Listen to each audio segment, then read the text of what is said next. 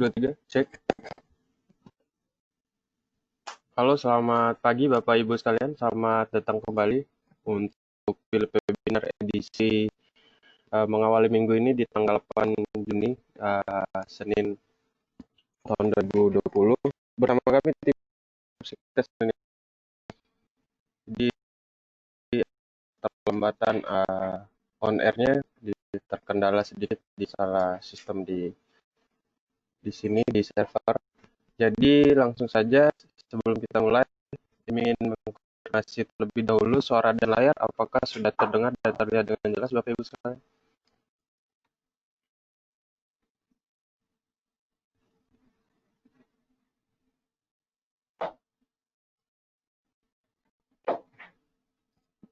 Oke, nampaknya sudah clear ya ini dari Pak Robertus. Terima kasih atas konfirmasinya, Pak Tri Adi Sugiarto juga. Dan langsung saja kita mulai untuk sesi pertama yang akan dibawakan oleh rekan saya, Debbie. Persilakan. Iya, baik. Terima kasih, Mas Ican. Selamat pagi, Bapak Ibu, peserta Philip Sekuritas Indonesia Webinar hari ini Senin, 8 Juni 2020. Sebelum kita membahas dan melihat bagaimana market drivers untuk IHSG hari ini dan bagaimana forecast kita untuk pergerakan IHSG hari ini, kita akan sejenak mereview ya penutupan pasar minggu lalu. IHSG minggu lalu Jumat 5 Juni 2020 berhasil mempertahankan penguatannya sejalan dengan apa yang kami analisiskan ya kemarin, meski tipis di 0,63%, IHSG ditopang oleh sektor aneka industri yang ditutup menguat rata-rata 4,13%, diikuti sektor konstruksi 1,64%, serta perdagangan dan jasa 1,09%. Kita bisa lihat ya review sejenak, minggu lalu performa IHSG sangat baik dengan penguatan hampir 5% dan rata-rata hampir 5% ya dalam 5 hari pembukaan perdagangan, dan not foreign inflow atau asing setidaknya net buy lebih dari 3 triliun. Itu adalah performa yang cukup fantastis ya, pencatatan net buy asing kita bisa lihat di hampir 3 days in a row gitu ya. Minggu lalu juga minggu baik bagi pasar modal, tidak hanya di Indonesia atau di dalam negeri, tetapi juga secara global. Itu ditutup dengan sentimen positif terkait stimulus, baik itu fiskal seperti di negara zona Eropa yang kita tahu mereka sudah mencapai kesepakatan untuk adanya stimulus atau bantuan keuangan baru ya, dan juga untuk stimulus moneter seperti yang diberikan oleh Bank Sentral di Cina yang minggu lalu setidaknya sudah mengeluarkan 450 juta yuan untuk menjual surat berharga, surat utang negara mereka, untuk kemudian dalam 7 hari ke depan mereka akan beli kembali. Dan itu dilihat sebagai satu bentuk sentimen positif di tengah adanya tensi Amerika-Cina, begitu ya. Kemudian kami juga masih melihat adanya sentimen positif yang kami percaya akan mendominasi IHSG hari ini, sehingga kami memperkirakan IHSG masih akan menguat terbatas dengan support di level 4.818 dan resisten di level 5.013. Let's finger cross ya, hari ini IHSG mencapai di level 5.000, tetapi tidak cuman menyentuh 5.000, tapi kita berharap itu bisa ditutup di level 5.000 untuk hari ini. Kita bisa lihat di tabel yang tertera di depan kita, nah sentimen positif tidak hanya di zona Eropa dan Asia, namun juga ada di zona Amerika, tepatnya di Amerika Serikat. Saham di Amerika Serikat ditutup menguat Jumat lalu, bahkan beberapa bergerak ke all-time high. Dow ditutup menguat 829 poin atau 3,15%, S&P 500 82 poin atau 2,62%, dan Nasdaq Composite 198 poin atau 2,06%. Kita juga bisa sharingkan bahwa indeks volatilitas CBOE, yaitu indeks yang mengukur ketakutan pasar, itu turun menjadi 5%. Jadi market semakin percaya diri dengan pergerakan indeks saham. Penguatan indeks saham Amerika Serikat itu ditopang data non-farm payroll yang di luar ekspektasi semua analis. Jadi Jumat kemarin adalah big day bagi Amerika Serikat sendiri. Itu juga pernyataan itu juga ditekankan oleh Presiden Amerika Serikat Donald Trump. Bulan Mei 2020 pasar melihat akan ada penurunan setidaknya 7 juta orang yang menerima payroll di sektor non pertanian karena tingkat pengangguran meningkat, namun surprisingly malah bertambah 2,5 juta.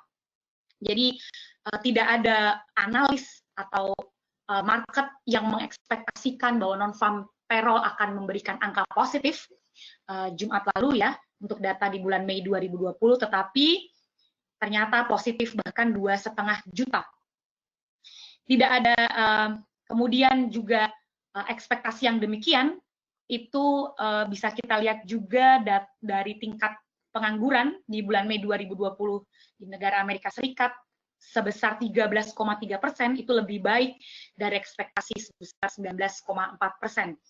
Jadi market masih mengekspektasikan bahwa tingkat pengangguran Amerika Serikat akan ada di level 19,4%, tetapi karena juga ditopang oleh data non-farm payroll yang positif, tingkat pengangguran di Amerika Serikat bulan Mei 2020 itu hanya 13,3%. Nah, kemudian sektor keuangan seperti biasa ya langsung leading penguatan kemarin karena ini adalah sektor yang sangat sensitif atau rentan terhadap baik itu sentimen negatif maupun positif gitu ya. Jadi sektor keuangan dan industri Amerika Serikat memimpin penguatan rata-rata.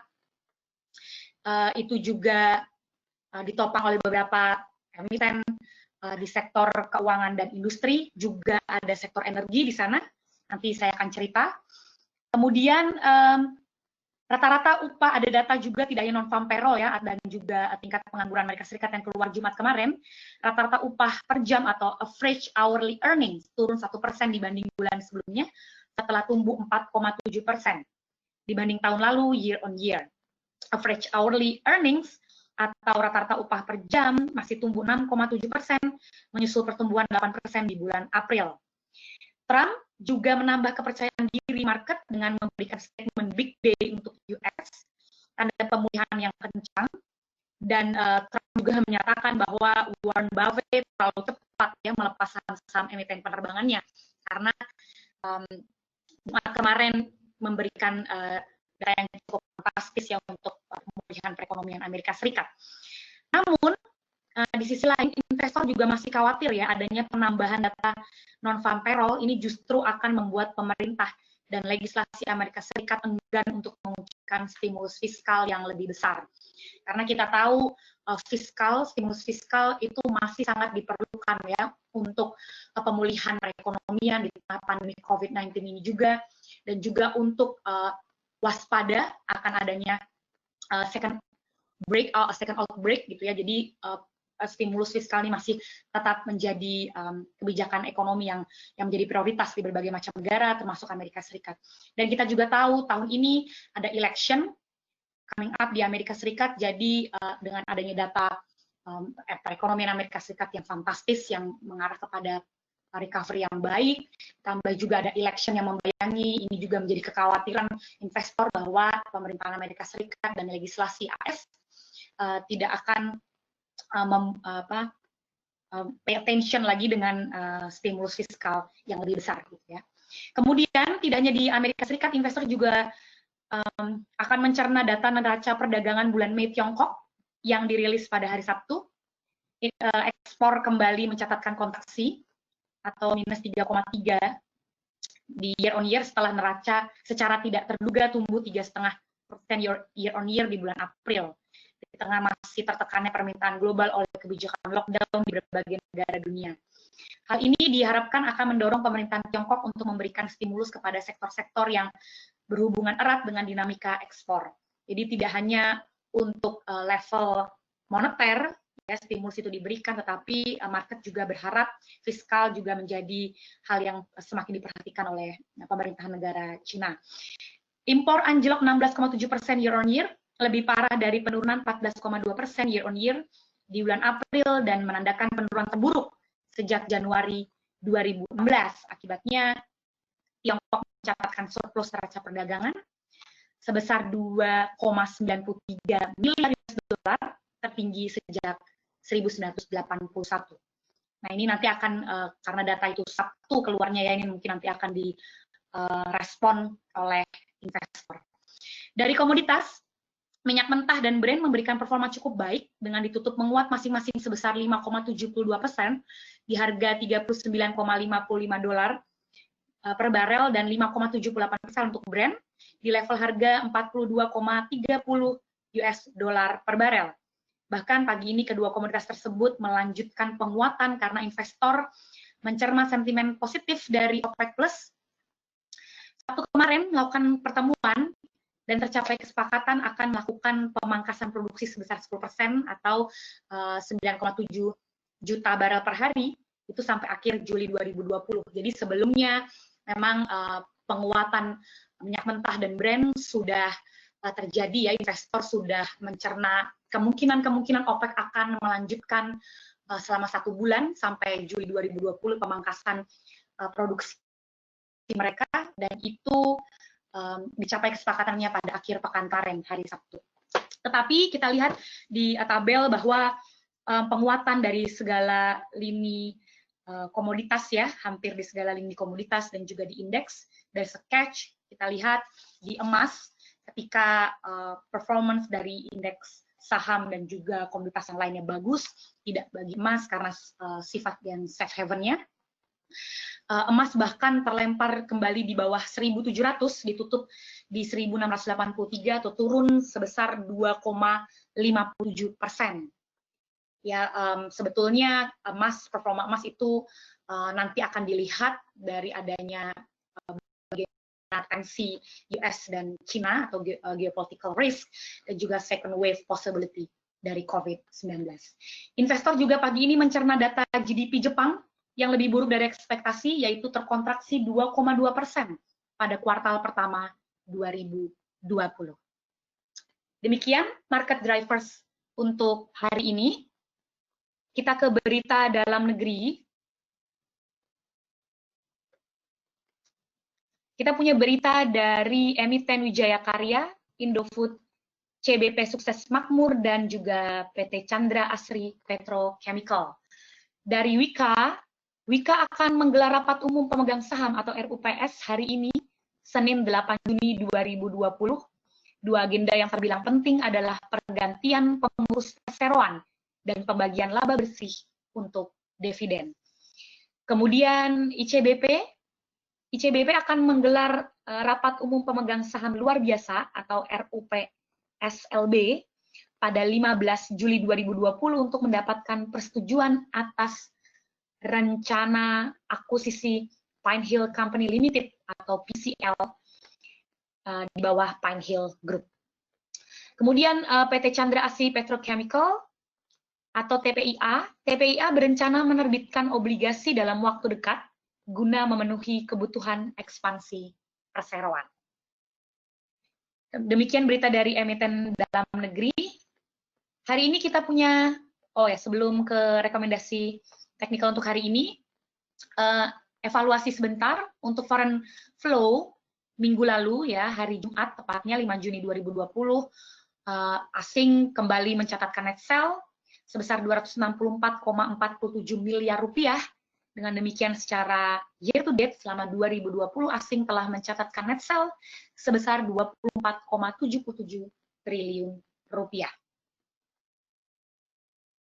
Selanjutnya, ini dia rekomendasi teknikal kita hari ini. Setidaknya ada dua emiten sektor keuangan ya. Ini ada BBRI.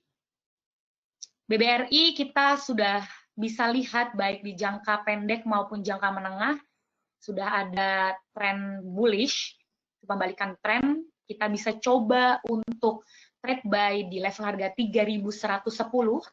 Boleh ditahan setidaknya sampai level 3.200 atau target price kita yang kedua di 3.290. Jangan lupa untuk stop loss di level harga 2.970.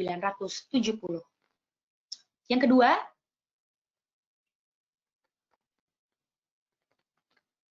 ada dari sektor consumer good, HMSP, HM Sampurna.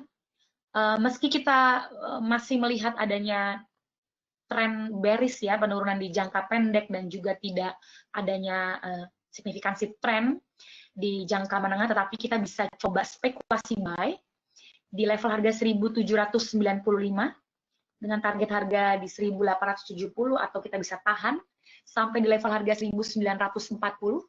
Jangan lupa stop loss di level 1725. Selanjutnya kembali ke sektor keuangan. Kita punya rekomendasi saham dari BMRI atau Bank Mandiri ya. Sama seperti BRI tadi, kami melihat adanya tren positif atau bullish trend baik di jangka menengah maupun jangka pendek. Karena itu kita bisa coba trade buy di level harga 4.850 dengan target price kami di level 5.000, atau bisa ditahan sampai level 5.175. Jangan lupa stop loss di 4.630. Tadi ya, rekomendasi teknikal kita hari ini ada BBRI, HMSP, dan juga BMRI. Bapak Ibu yang ingin bertanya, boleh silahkan memberikan pertanyaannya di level yang di section yang disediakan. Kami akan menjawab pertanyaan Bapak Ibu. Terima kasih.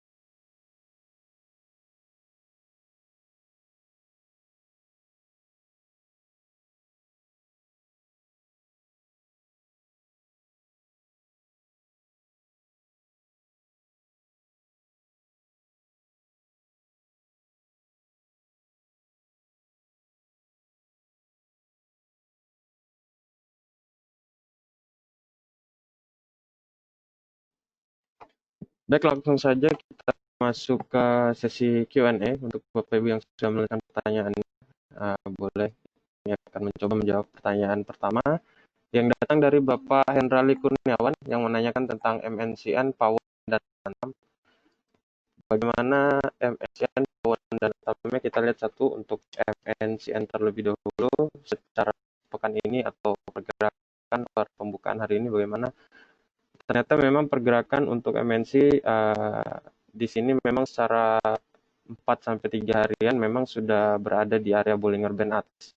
Ini artinya rentan akan koreksi ya, rentan terjadinya koreksi. Namun secara minor trend masih ada potensi ia akan bisa menguji sampai level 1140-an untuk MNCN. Jadi jika Pak Henry sudah masuk dari beberapa hari yang lalu, boleh untuk sell on strength terlebih dahulu untuk MNC, dan boleh tunggu koreksi wajar untuk masuk lagi untuk MNCN karena masih ada potensi untuk kenaikan untuk MNC. Dan untuk di hold juga ini masih bisa sih Pak untuk sampai 1100 untuk MNC-nya. Kurang lebih seperti itu untuk MNC. Kemudian Pawon.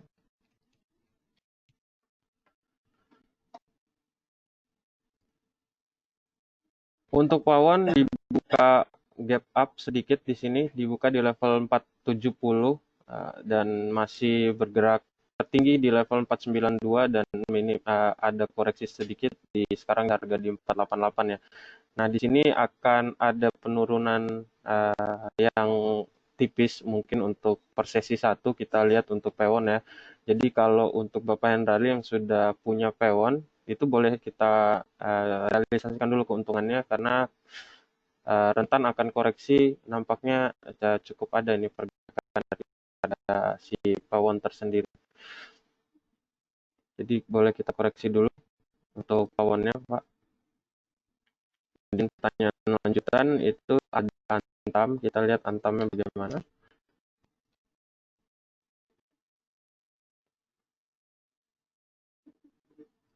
Untuk Antam secara sepekan memang cukup solid pergerakan, namun tidak begitu signifikan. Kenaikan memang disertai dengan terbentuknya shadow setiap saat terbentuknya dari 4 minggu terakhir, jadi masih menunggu tidak begitu, kenaikannya masih belum cukup kuat ya untuk kenaikan pada Antam sendiri, karena di sini juga udah searah dengan higher high bentuk pada tanggal 7 April lalu, yaitu tertinggi di level 590 dan sekarang harga Antam sendiri sudah level 605.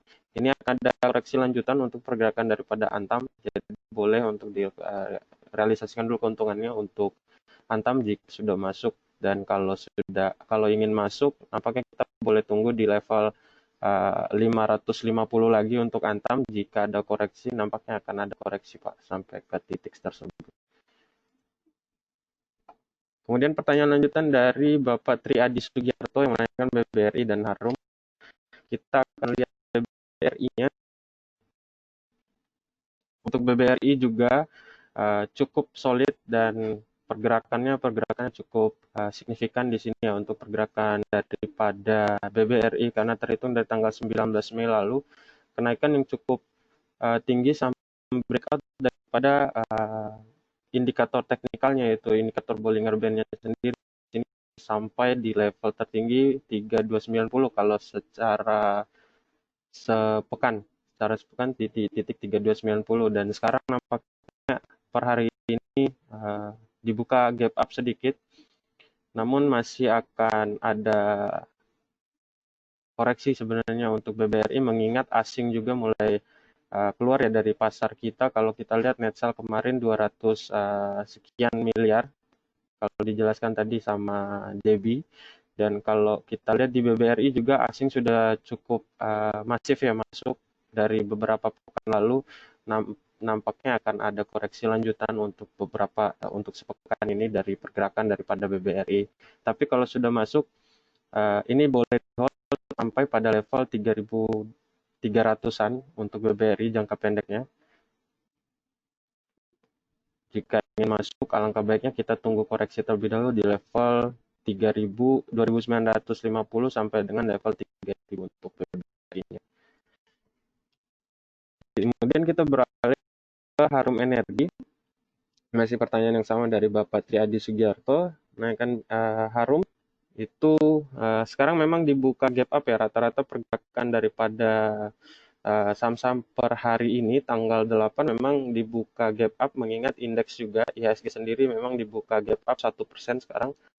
Ya, sekarang kalau kita lihat Harum Pak di level 1330 ini membentuk Dragonfly Doji. Ini minim kenaikan di sini, nampaknya akan ada koreksi mengingat kenaikan secara signifikan yang terjadi pada 2 hari ke belakang. Kalau kita lihat di tanggal 3 Juni itu sempat tertinggi di level 1365.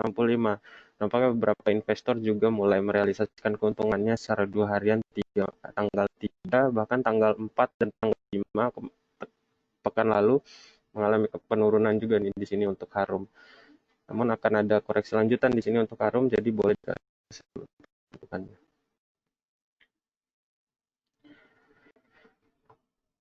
Kemudian pertanyaan dari Bapak atau Ibu Putu Padmi yang menanyakan ICBP kapan sebaiknya masuk. Kita lihat terlebih dahulu. Kapan untuk sebaiknya masuk? Sebenarnya masuk di area sekarang sudah cukup murah ya pergerakan daripada ICBP. Kemudian pengaruh Penhill terhadap harga saham ICBP, sebenarnya penurunan daripada ICBP sampai membentuk gap down beberapa hari lalu memang betul sekali karena pengaruh daripada aksi korporasi untuk mencaplok Penhill ya. Penhill terhadap harga saham ICBP memang mengalami koreksi karena persepsi investor sebenarnya deal yang terjadi antara aksi korporasi ini memang cukup mahal ya.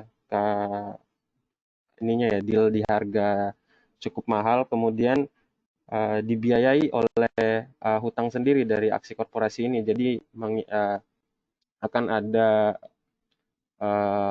menguras daripada cash flow-nya sendiri untuk pergerakan daripada ICBP karena persepsi investor tersebut untuk pergerakan daripada ICBP. Jadi kalau dilihat dari sisi teknikal bahkan fundamentalnya cukup menarik untuk ICBP untuk masuk di level 8.500-an sampai level 8.700-an untuk medium term masih bagus ini untuk pergerakan daripada ICBP. Makanya kalau secara teknikal juga di sini masih ada gap yang harus ditutup yang terjadi memang di tanggal 26 dan tanggal 27 itu cukup lebar dan secara teknikal beberapa teknikalis juga mempercayai bahwa gap itu memang harus ditutup untuk pergerakan daripada aset-aset tertentu termasuk daripada saham juga. Profil seperti itu Pak Putu atau Ibu Putu Padmi menanyakan ICBP, mudah-mudahan menjawab. Kemudian Bapak Robertus Immanuel yang menanyakan Elsa Pegas PBNI, sell dan buy di berapa? Oke, untuk Elsa-nya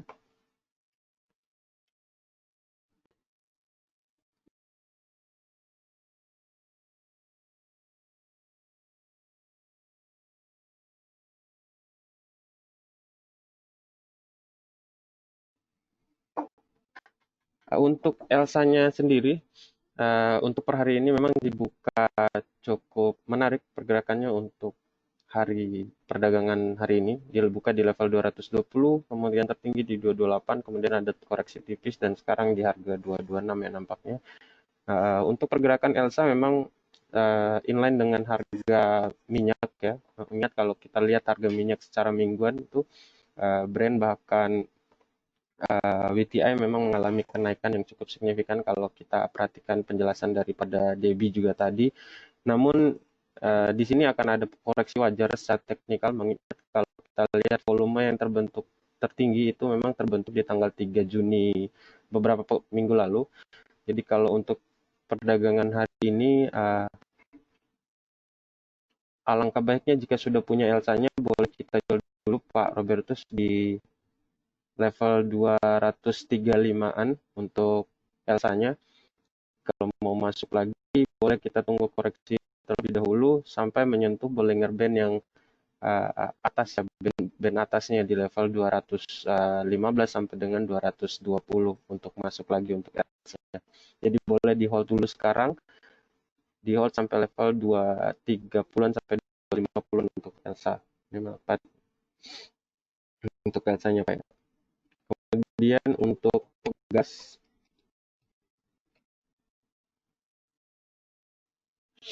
sama untuk Pegasnya juga pergerakannya dibuka gap up juga untuk pergerakan hari ini, dibuka di level 1070, tertinggi di 1090 dan sekarang masih bergerak positif di level 1085-an untuk pergerakan dari Pegas.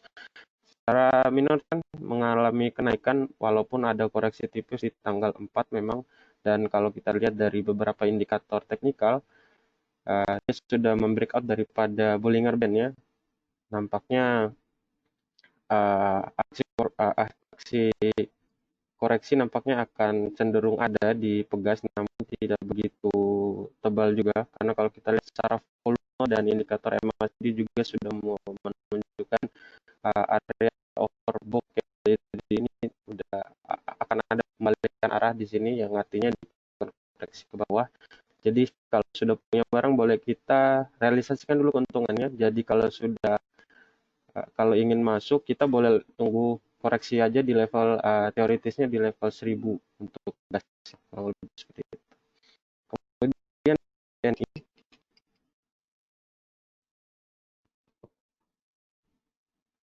untuk BBNI sama seperti beberapa bank-bank lainnya juga memang di sini mengalami kenaikan itu sejak tanggal 19 Mei lalu untuk BBNI. Arus asing juga mulai masuk beberapa pekan lalu di saham-saham perbankan, BNI juga di sini. Sekarang masih dibuka bullish ya di sini, buka bullish di level 4.480 tertinggi, buka di level 4.350. Jika sudah punya barang, kita boleh hold terlebih dahulu untuk BBNI sampai menyentuh daripada high yang terbentuk tanggal 7 April bulan lalu di level 4650 untuk BBNI-nya. Jadi kemungkinan akan ke arah sana untuk perdagangan hari ini karena tipis saja di sini perbedaannya untuk 4450 dan harga 4650 nampaknya ke arah 4650 untuk pergerakan daripada BBNI. Tapi jika ingin jual terlebih dahulu sudah masuk boleh juga. Kemudian jika ingin masuk lagi kita boleh tunggu koreksi sampai menyentuh Bollinger Band atau Bollinger Band atas sampai MA20-nya di level 3.900 sampai dengan level 4.000 untuk BBNI. Kurang lebih begitu Pak Robertus, mudah-mudahan menjawab pertanyaan Bapak. Kemudian Bapak Wisber Louis yang menanyakan tentang HMSP, ERA, LSIP, dan ICBP. Tadi ICBP-nya sudah Pak, mohon maaf kami skip untuk ICBP. Ini kita akan membahas tentang HMSP, ERA, dan LSIP-nya. Untuk HMSP, per perdagangan hari ini memang tidak seperti saham-saham lainnya yang ditanyakan beberapa teman-teman yang lain. Tadi memang mengalami kenaikan ya kalau kita lihat ini tidak searah dengan HMSP di sini dibuka menurun per perdagangan hari ini di level 1815 sekarang di harga 1815 dan sekarang masih mengarah ke MA20-nya pergerakannya nampaknya di 1600. Jika tersentuh di level 1600 kita boleh koleksi lagi untuk pergerakan daripada HMSP. Tapi untuk jika sudah membeli dari beberapa hari lalu kita boleh hold terlebih dahulu dan jika sudah menyentuh dari MA20 atau 1600 kita boleh FX HMSP. Kemudian untuk era-nya, era Jaya Swasembada memang pergerakannya cukup tidak signifikan pergerakan hari ini, beberapa hari kemarin juga karena mengingat saldonya cukup panjang ya. Ini masih ada ketidakpastian atau masih investor masih kebanyakan trading juga nih karena nampaknya pergerakan daripada era. Jika kalau secara teknikal ini candle shadow-nya masih cukup panjang ya kalau kita lihat secara minor. Jadi kalau untuk era itu memang kalau secara medium term memang ada potensi ke level 1470. Namun nampaknya akan ada patah tren dulu di sini untuk reversal ke bawah dulu sementara di level 1300 sampai dengan 1280 boleh kita koleksi di level tersebut untuk era. Tapi untuk di keep sampai 1-3 bulanan ini masih bagus untuk pergerakan daripada era sampai level 1400 bahkan bisa sampai level 1600 karena di sini cukup lebar ya di rentetan perdagangan di bulan Maret itu memang terjadi penurunan cukup hebat di pergerakan daripada era. Jadi kurang lebih seperti itu Bapak Wisber Lois untuk eranya. Kemudian LSIP. Untuk LSIP di sini cukup solid pergerakannya per hari ini, dibuka di 790, tertinggi di 815. Di sini ada koreksi tipis saja, pergerakan di sini masih cukup bagus untuk pergerakan daripada LSIP. Jika sudah masuk, boleh di hold saja terlebih dahulu untuk pergerakan daripada LSIP-nya. Tapi jika ingin masuk, nampaknya ini sudah ketinggian ya untuk tren minornya, karena sudah mengalami kenaikan walaupun memang ada koreksi di tanggal 4 Juni kemarin. Tapi secara teknikal masih bergerak normal saja, karena kalau kita lihat stokastik juga untuk periode 2 mingguan dia masih berada di area rasio normal, jadi belum overbought di sini pergerakannya, jadi boleh kita hold dulu untuk LSIP. Kurang lebih seperti itu Pak Wisberlois, mudah-mudahan menjawab. Kemudian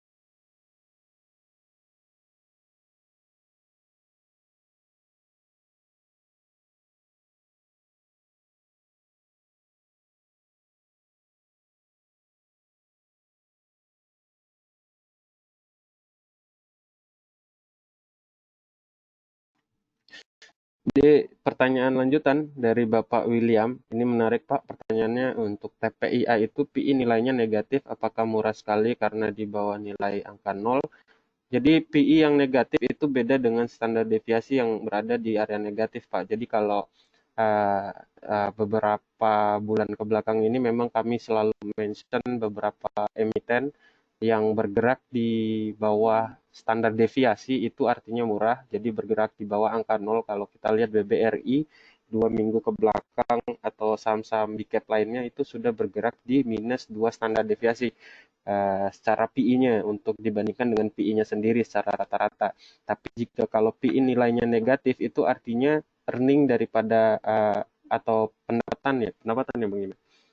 Pendapatannya. Jadi pendapatannya dia, labanya dia, maksud saya labanya dia mengalami negatif. Jadi PI yang negatif itu tidak menggambarkan harga daripada saham itu sudah murah atau tidak. Jadi PI negatif itu menggambarkan bahwa laba yang dihasilkan per periode tersebut mengalami penurunan. Jadi kalau kita lihat memang TPIA di kuartal 1 ini memang mengalami penurunan untuk daripada laba bersihnya. Tapi kita lihat untuk tahunnya, secara tahunan bagaimana untuk TPIA nantinya. Alangkah baiknya kita menggunakan PBV Pak di sini. PBV-nya TPI masih di level 4 kalinya, nah, jadi cukup murah dibandingkan industrinya yang belasan kalau nggak salah untuk TPIA. Nah, kembali lagi kalau kita lihat secara teknikal, pergerakan dari TPIA ini memang masih melandai. Ya wajar saja beberapa hari ke belakang, 4 harian ini mencoba mematahkan tren kenaikan yang terjadi 2 pekan ini. Jadi kalau kita lihat tanggal 19 Mei memang cukup tinggi sampai mendekati daripada MA20-nya atau MA20 harian ke belakang yang mengalami penurunan. Di sini cukup curam sekali pergerakannya. Kemudian tidak memakan penurunan yang terjadi selama sebulan ini, bahkan 2 bulan ini. Maka kalau kita lihat sekarang masih boleh di wait and see saja untuk TPIA pergerakannya untuk Bapak William. itu untuk Pak William. Jadi kalau sudah masuk, kita boleh lepas dulu atau diversifikasi ke saham-saham lain dulu untuk TPIA-nya. Jadi kalau untuk uh, sudah masuk, kita boleh jual dulu untuk pergerakan pada TPI.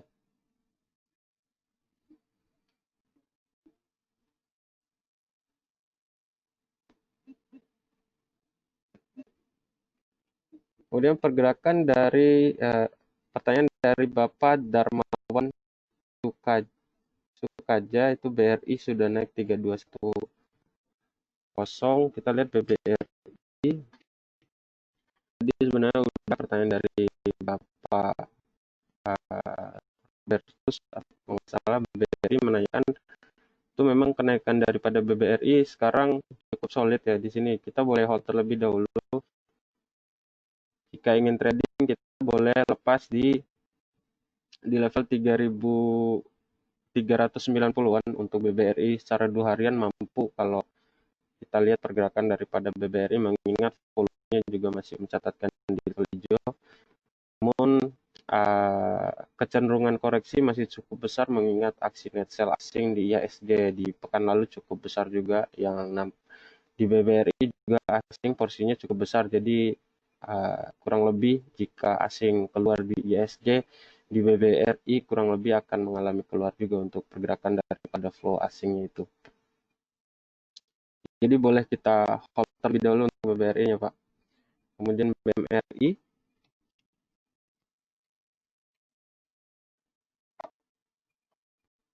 Untuk BMRI, nampaknya dari beberapa saham BUMN lain seperti BNI dan BRI, kalau kita lihat pergerakan memang mengalami kenaikan di per hari ini.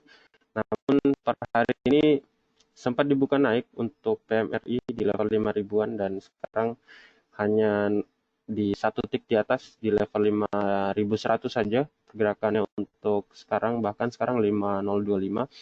Jadi akan ada penurunan lanjutan untuk sesi 1, tapi jika konfirmasi penurunan alangkah baiknya kita boleh koleksi lagi di level 4.600-an untuk PMRI. Di sini masih menarik, nampaknya indikator teknikalnya juga tidak begitu curam pergerakannya, dan di sini juga ada higher high yang menjadikan titik resisten kuat di level 5.570 untuk BMRI. Jadi boleh kita hold dulu untuk jangka medium untuk di BMRI-nya kurang lebih. Bu Evelyn juga sama menanyakan tentang BMRI, sudah barusan Bu. Kemudian Bapak Anthony Tarigan menanyakan Telkom dan Hoki.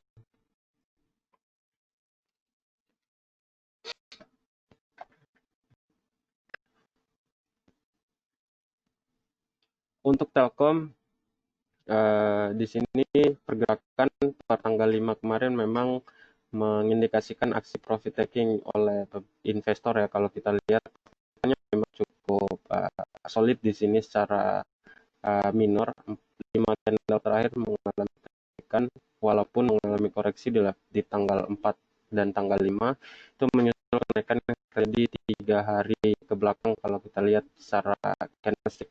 Tapi kalau di sini nampaknya kita wait and see terlebih dahulu untuk Telkom ya, kalau untuk jangka pendek, karena masih setnya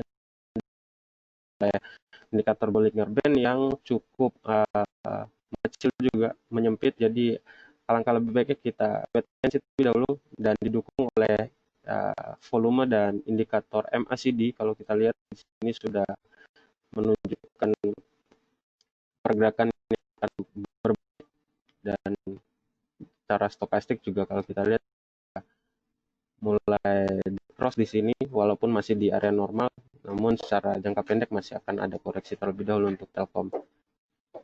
Lebih seperti itu. Kemudian untuk hokinya, untuk hoki per hari ini dibuka bullish ya di level 720 sekarang. Cukup menarik untuk di hold kalau sudah masuk, tapi jika ingin masuk nampaknya titik ini masih rentan untuk koreksi atau udah ketinggian ya. Di sini sudah mendekati daripada Bollinger Band atasnya juga. Jadi boleh kita tunggu koreksi terlebih dahulu kalau ingin masuk. Jadi kalau sudah masuk kita hold terlebih dahulu sampai menyentuh higher di tanggal 5 kemarin di level 740 boleh untuk hokinya Bapak Antoni.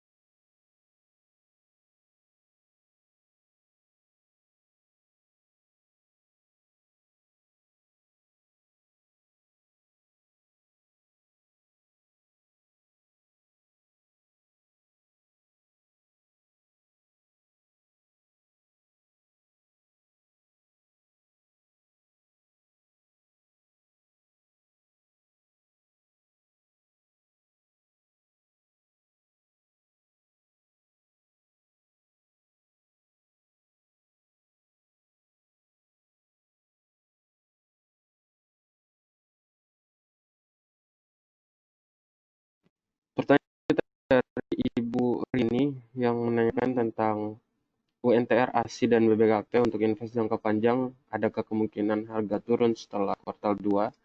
Jadi kalau kita lihat UNTR, beberapa saham-saham besar ini saham yang cukup big cap juga, cukup besar di pasar, memiliki market cap yang cukup besar dan mendominasi pergerakan daripada ISG juga. Jadi kalau untuk secara jangka panjang, secara 5 tahunan memang berada di standar deviasi minus 2 sampai minus 1, jadi cukup rendah daripada harga rata-rata 5 tahunnya ya. Kalau kita lihat UNTR, UNTR, Astra dan ASI-nya,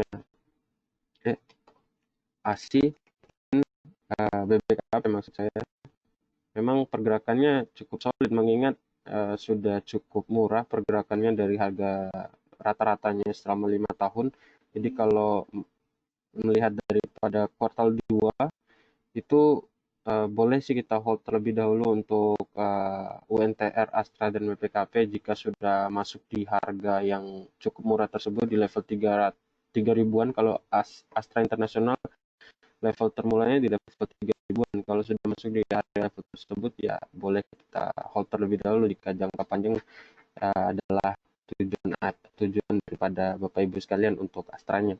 Jadi kalau untuk UNTR, jadi nampaknya untuk tiga saham ini cukup menarik kalau untuk di hold untuk jangka panjang ya sampai dengan bahkan lebih dari kuartal 2 pun untuk pergerakannya.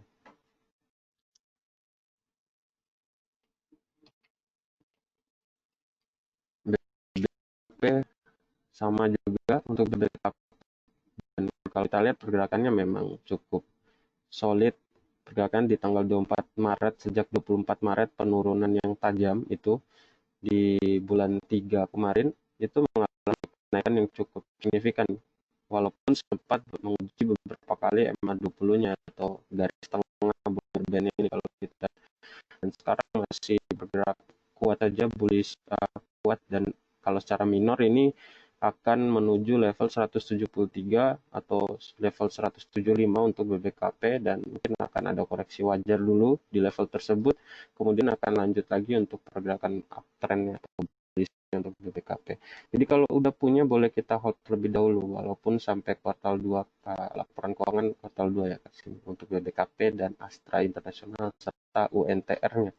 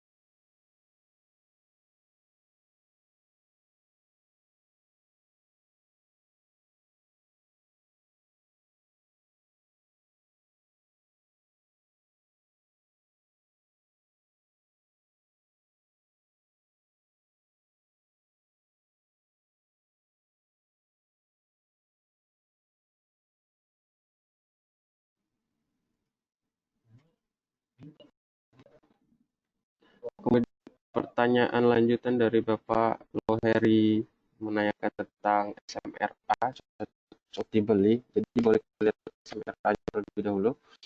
Bapak SMRA-nya nampaknya cukup tinggi ya pergerakan per hari ini ya. Summarecon Agung ini cukup solid 690 pergerakannya, dan ini masih bergerak kuat saja. Kalau sudah masuk untuk SMRA, boleh kita realisasikan dulu untuk keuntungannya, karena mengingat secara pekan memang ini sudah lebih dari 3%-an, udah lebih dari 3%-an ke atas ini kalau kita lihat pergerakannya. Dan ini sudah mencapai 6-7%-an nih kalau kita lihat. Jadi boleh kita realisasikan dulu. Jadi jika ingin, kalau baiknya kita tunggu koreksi terlebih dahulu untuk Bapak Heri ya, untuk SMRA-nya. Jadi kita boleh tunggu di lower candle ini, karena candlenya cukup solid di sini, tidak disertai volume yang cukup tebal juga, karena kalau kita lihat volume yang cukup tebal justru terjadi di hari kemarin atau perdagangan kemarin di tanggal 5 ya, kalau kita lihat. Dan sekarang justru tidak begitu tebal, justru di level uh, berapa, di level 22 miliar volumenya. Jadi boleh kita wait and see terlebih dahulu untuk SMRA. Jika ingin masuk, kita boleh untuk terlebih dahulu, mengingat kalau kita lihat juga secara stokastik tekniknya memang sudah berada di area overbought ya, jadi akan rawan kurang lebih seperti itu.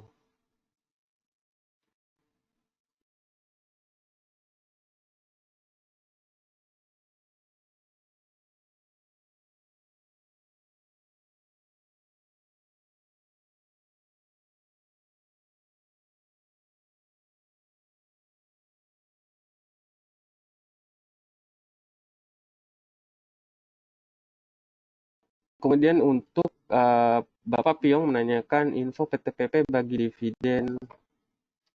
PTPP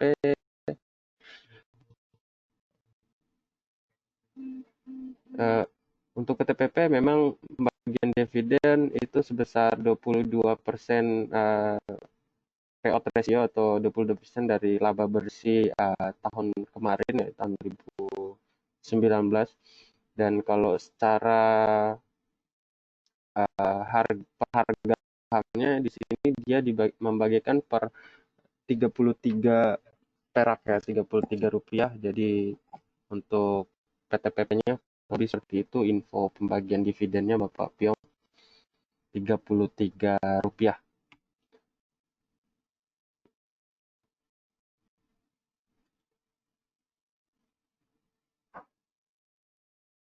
Kemudian Bapak atau Ibu Arwini menanyakan tadi Demas akan lihat adinya terlebih dahulu. Memang adi kalau kita lihat konstruksi mengalami kenaikan yang solid secara minggu kemarin, juga pergerakan cukup solid. Dan kalau kita lihat secara volume, itu volume tertinggi memang tanggal 4 April ke 4 Juni maksud saya, 4 Juni kemarin ya. Dan kalau kita secara candlestick itu sudah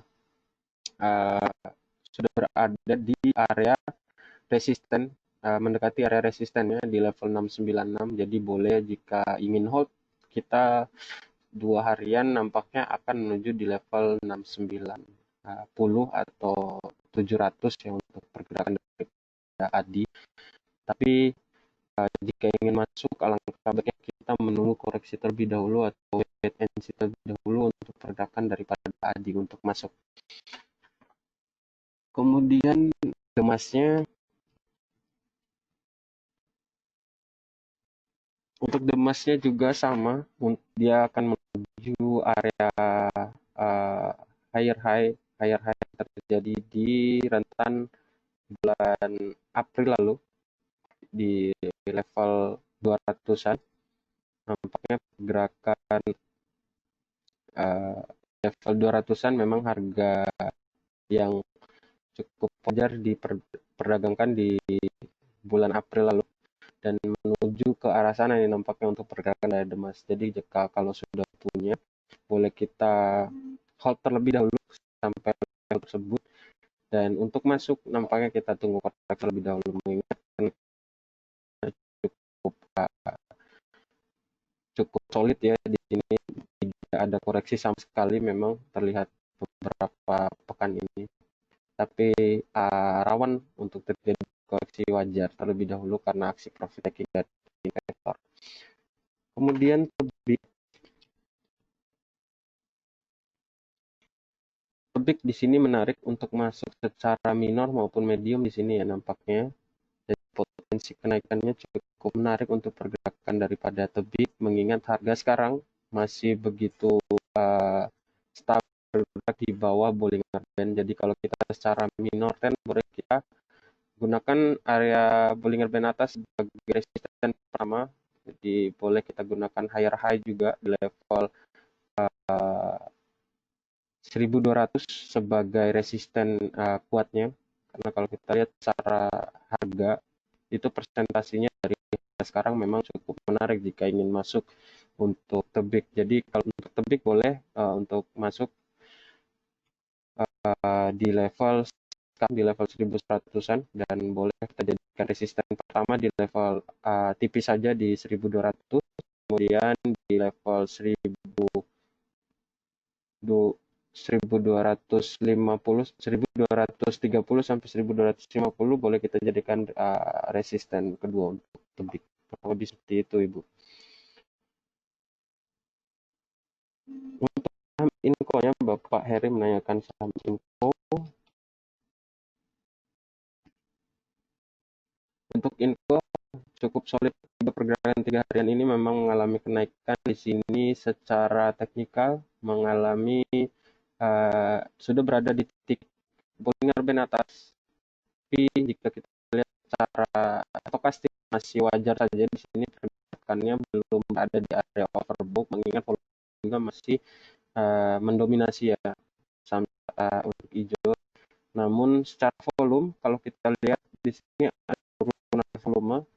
Kalau kita lihat di kenaikan tertinggi volume itu di tanggal 5 pekan lalu memang untuk pergerakan daripada Inco. Jadi jika sudah masuk untuk Inco, kita boleh tipis saja sampai pada level 3180-an untuk Inco. Apa sudah nyampe sini sih, udah nyampe di level tersebut. Jadi kalau untuk masuk kita mending wait and see terlebih dahulu untuk Inco karena rentan terjadi koreksi mengenaikan 3 harian ini. Untuk kan ada itu.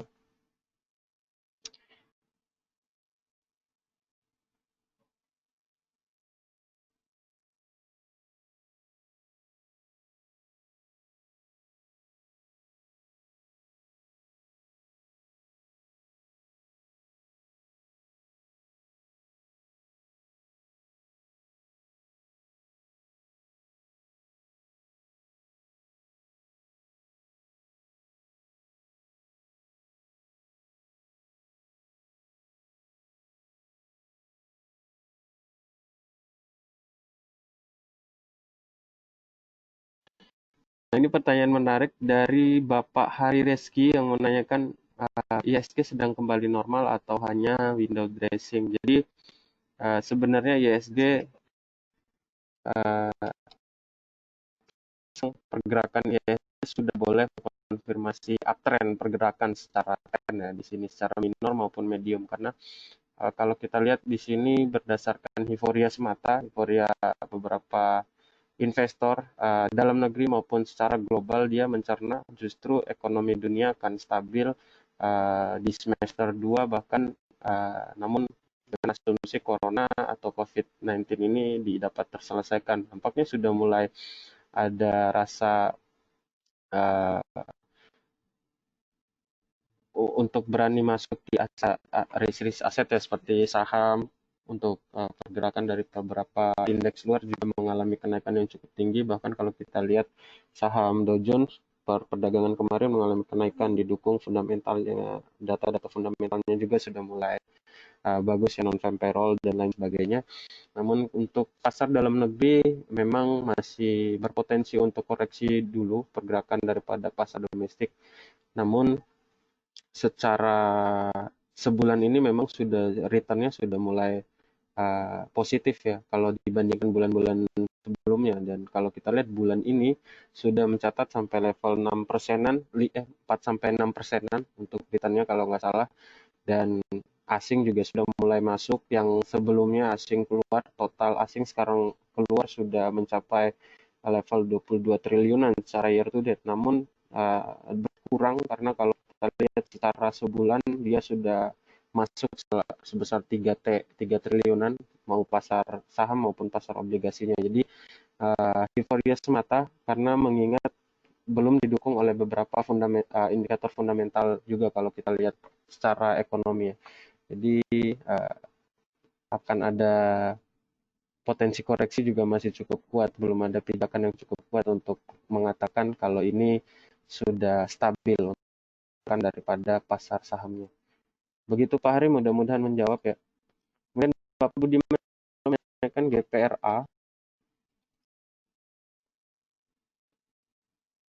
Untuk GPRA ini saya tidak merekomendasikan untuk masuk ya untuk beberapa saham-saham segini, saham-saham sejenis GPRA ini Perdana Gapura Prima, karena ini saham yang uh, masuk ke tertelan ya, masuk tertelan saham yang untuk pergerakannya. Dan sekarang memang masih mencatatkan di level hijau, ini di bawah 100 juga harganya, di level 52 untuk pergerakan daripada GPRA. Bahkan secara teknikal indikator tidak bisa membaca daripada pergerakannya karena mendominasi, memang tidak ada fluktuasi pergerakan di sini ya, pergerakan daripada GPRA. Jadi kalau untuk entry secara trade saja, jika terjadi koreksi untuk koreksi di level 51 untuk GPRA boleh untuk entry, tapi saya tidak merekomendasikan untuk masuk ya untuk GPRA karena fluktuasinya cukup tinggi untuk Pak Budiman.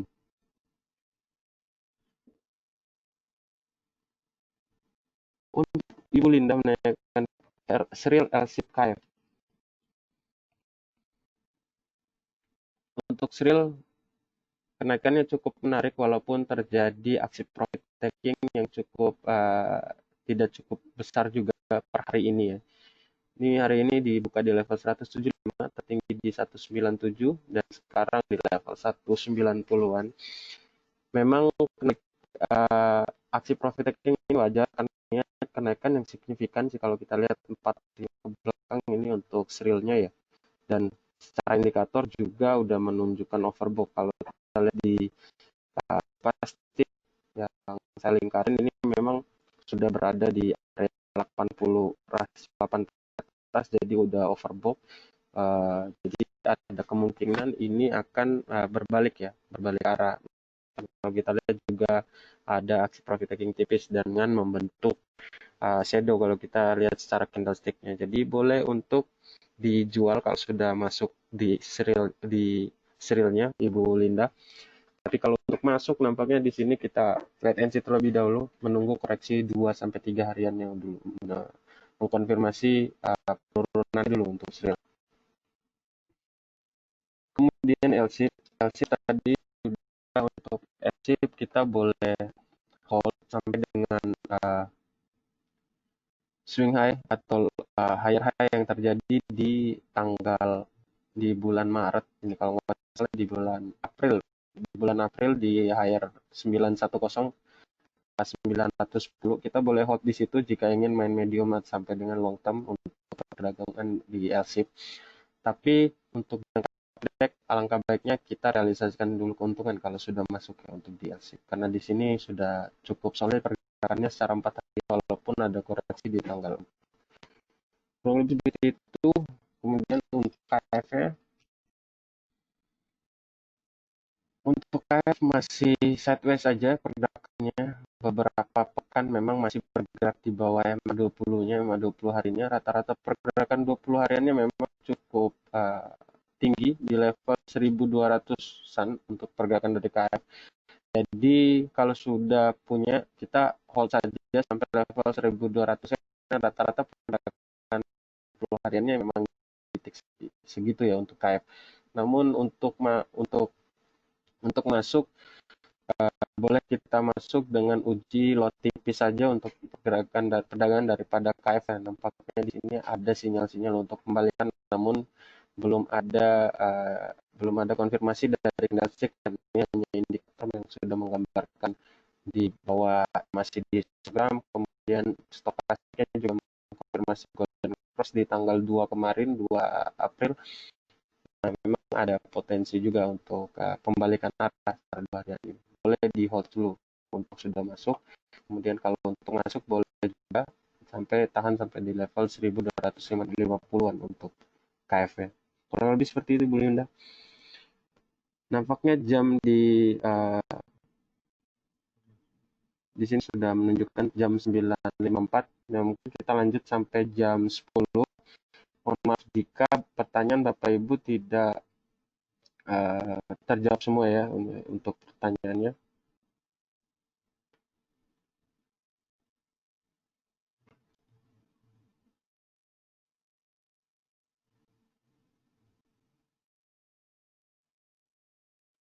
Bapak Agustinus menanyakan APLN, BJBR, dan Medco.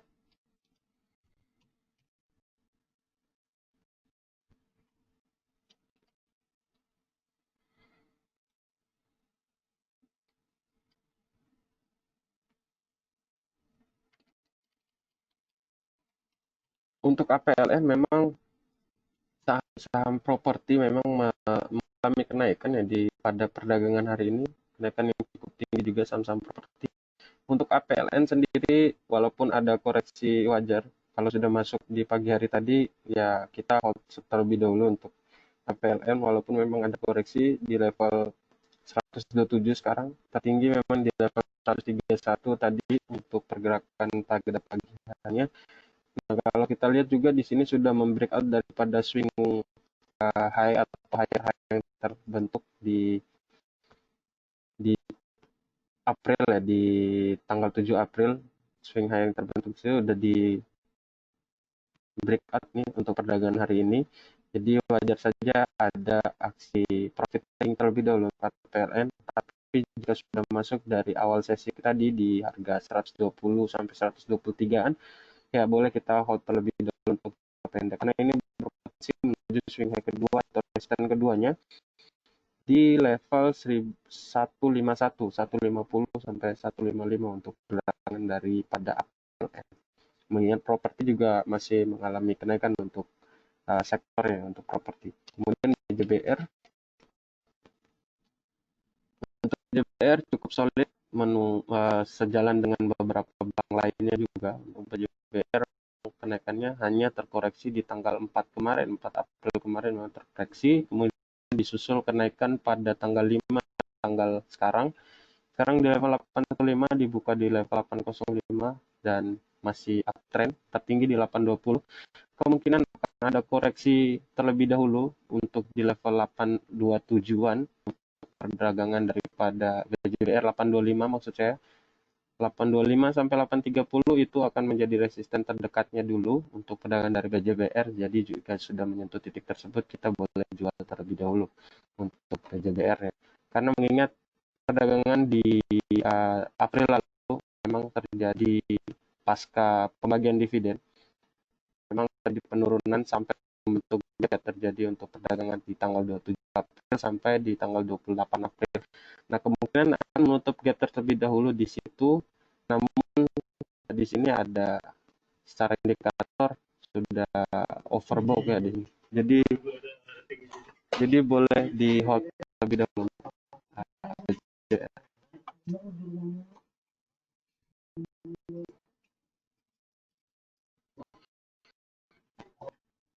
Kemudian Bitcoin-nya secara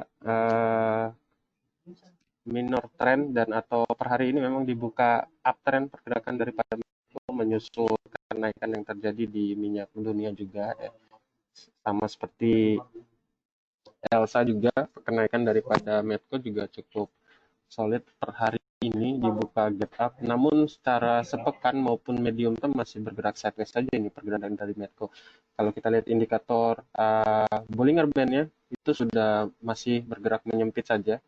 Jika membreakout daripada level Bollinger Band sekarang di 510 ini, di harga 510 ini jika di breakout, dia mungkin berpotensi sampai pada level 535 dulu ya. Untuk resisten pertama boleh kita hold terlebih dahulu untuk Medco.